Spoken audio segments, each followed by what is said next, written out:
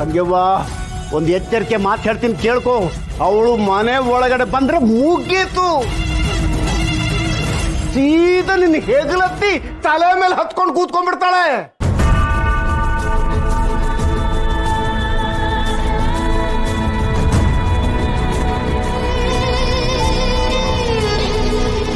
ಬೇಡದಲ್ಲಿ ಬೇಡ, ಖಂಡಿತ ಬೇಡ.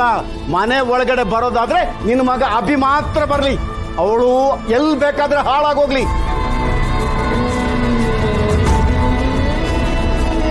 ತಂಗ್ಯವ್ವ, ನೀನೇ ಹೇಳು, ಇದು ಸಕಾಲ, ಈಗಲೇ ಹೇಳ್ಬೇಕು ನೀನು.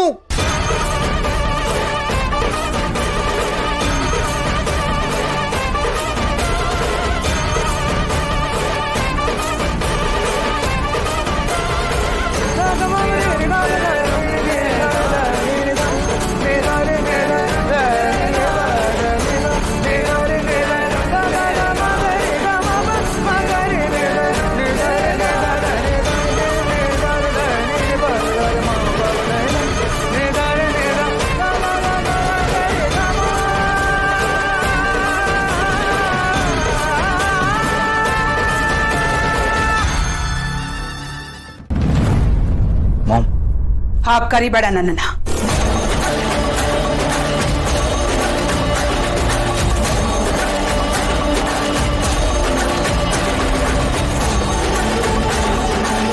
ನೀನ್ ಹೀಗ್ ಮಾಡ್ತೀಯ ಅಂತ ನಾನು ಅನ್ಕೊಂಡೇ ಇರ್ಲಿಲ್ಲ.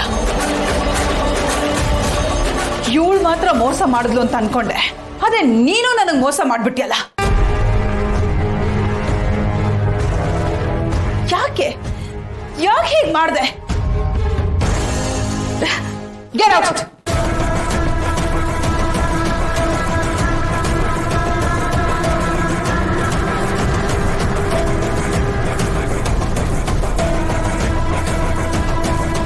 ಹೌದು ಮಾವ,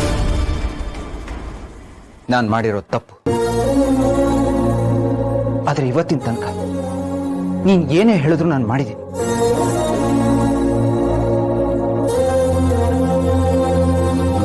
ಯಾವತ್ತು ಕೂಡ ನಿನ್ನ ಮಾತನ್ನ ಮೀರಿ ನಿನ್ಗೇನು ಇಷ್ಟ ಆಗುತ್ತೋ ಅದೇ ನನಗೂ ಇಷ್ಟ ಆಗ್ತಿತ್ತು.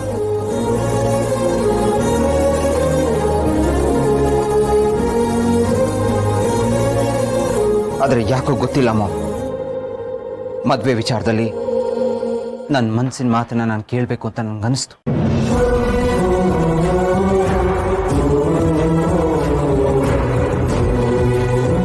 ನಾನು ಮನ್ಸಾರೆ ಇಷ್ಟಪಡೋದನ್ನ ನೀನು ಇಷ್ಟಪಡ್ತೀಯ ಅನ್ನೋ ನಂಬಿಕೆ ಮೇಲೆ ನಾನು ಡಿಸಿಷನ್ ತಗೊಂಡೆ.